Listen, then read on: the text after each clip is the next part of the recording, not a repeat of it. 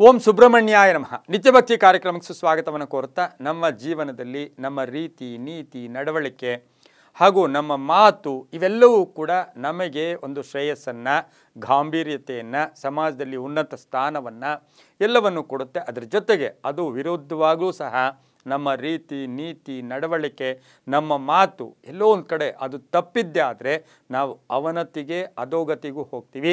ಕೆಲವು ವಿಷಯಗಳನ್ನು ಎಲ್ಲ ಕಡೆ ಹೇಳ್ಕೋಬೋದು, ಕೆಲವು ವಿಷಯಗಳನ್ನು ಹೇಳ್ಕೋಬಾರ್ದು. ಅನೇಕ ವಿಷಯಗಳಿರುತ್ತೆ. ಆ ಅನೇಕ ವಿಷಯಗಳಲ್ಲಿ 5 ವಿಷಯಗಳನ್ನು ನಾವು ಎಲ್ಲೂ ಹೇಳ್ಕೋಬಾರ್ದು. ಆ 5 ವಿಷಯಗಳಿಂದ ನಮ್ಮ ಜೀವನದಲ್ಲಿ ಎಲ್ಲೋ ಒಂದು ಕಡೆ ಪ್ರಗತಿ ಇರ್ಬೋದು, ಶ್ರೇಯಸ್ಸಿರ್ಬೋದು, ಕೀರ್ತಿ ಇರ್ಬೋದು, ಎಲ್ಲವೂ ಕೂಡ ಹಾಳಾಗ್ತಕ್ಕಂಥ ಸಂದರ್ಭಗಳು ಕೂಡ ಸಮಾಜದಲ್ಲಿ ಇದೆ. ಧರ್ಮಶಾಸ್ತ್ರಗಳಲ್ಲಿ ಹಾಗೆ ಅನುಭವಪೂರ್ವಕವಾಗಿ ಇತಿಹಾಸ ಪುರಾಣಗಳಲ್ಲೂ ಕೂಡ ಈ 5 ವಿಷಯಗಳನ್ನು ಹೇಳಬಾರ್ದು ಅಂತೂ ಕೂಡ ಹೇಳಿದ್ದಾರೆ. ಸಾಕ್ಷಾತ್ ಶ್ರೀಕೃಷ್ಣ ಪರಮಾತ್ಮ ಅರ್ಜುನನಿಗೂ ಸಹ ಈ 5 ವಿಷಯಗಳ ಬಗ್ಗೆ ಪ್ರಸ್ತಾಪವನ್ನು ಕೂಡ ಮಾಡಿದ್ದಾರೆ. ಅವು ಇಂದಿಗೂ ವರ್ತಿಸುತ್ತೆ, ಕಲಿಯುಗದಲ್ಲೂ ಕೂಡ ಅವು ವರ್ತಿಸುತ್ತೆ. ಅಂತಹ 5 ವಿಷಯಗಳು ಯಾವುದು? ಪಂಚ ವಿಷಯಗಳು ಯಾವುದು? ನಾವು ಪಂಚಭೂತ, ಇವತ್ತು ಪಂಚನದಿಗಳು, ಪಂಚೇಂದ್ರಿಯಗಳು ಎಲ್ಲ ಹೇಳ್ಕೊತೀವಿ. ಈ 5 ವಿಷಯಗಳು ಯಾವುದು? ಸಾಮಾನ್ಯ ಮಾನವರೂ ಕೂಡ ಈ 5 ವಿಷಯಗಳಲ್ಲಿ ಜಾಗೃತಿಯಿಂದ ಇರಬೇಕು. ಅದನ್ನು ಒಂದು ಶ್ಲೋಕದ ಮುಖಾಂತರ ಹೇಳ್ತಾರೆ.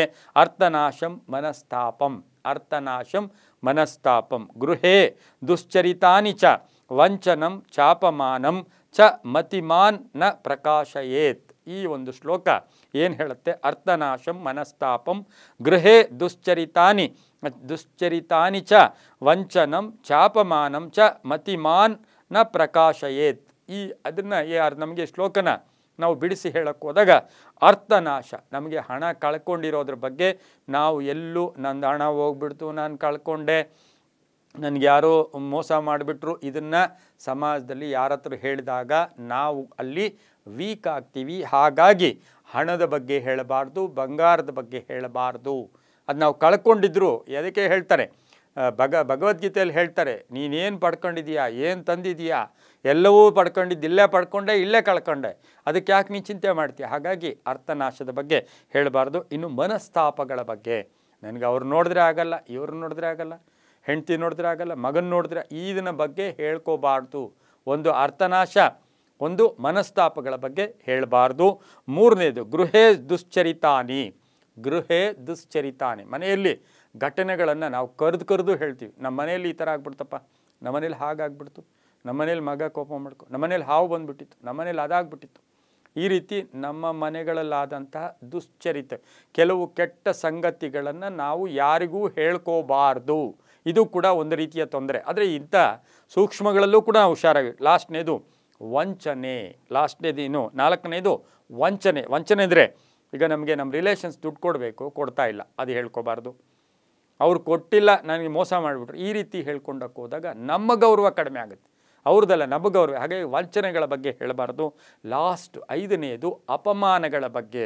ಅದಕ್ಕೆ ದೊಡ್ಡವರು, ಹಿರಿಯರು, ಬಹಳ ಸಾಧಕರು ಈ ಅರ್ಥನಾಶದ ಬಗ್ಗೆ ಹೇಳ್ಕೊಳ್ಳಲ್ಲ. ಅವರು ಹಾಗೆಯೇ ಮನಸ್ತಾಪಗಳ ಬಗ್ಗೆ ಹೇಳ್ಕೊಳ್ಳಲ್ಲ, ಗೃಹಗಳಲ್ಲಿ ನಡೆದಂಥ ವಿಷಯಗಳ ಬಗ್ಗೆ ಹೇಳ್ಕೊಳ್ಳಲ್ಲ, ವಂಚನೆಗಳ ಬಗ್ಗೆ ಹೇಳ್ಕೊಳ್ಳಲ್ಲ, ಅಪಮಾನಗಳ ಬಗ್ಗೆ ಹೇಳ್ಕೊಳ್ಳಲ್ಲ. ಅವ್ರ ಗುರಿ ಏನಿದ್ರು ಮುಂದೆ ಒಂದೇ ಗುರಿ ಇರುತ್ತೆ.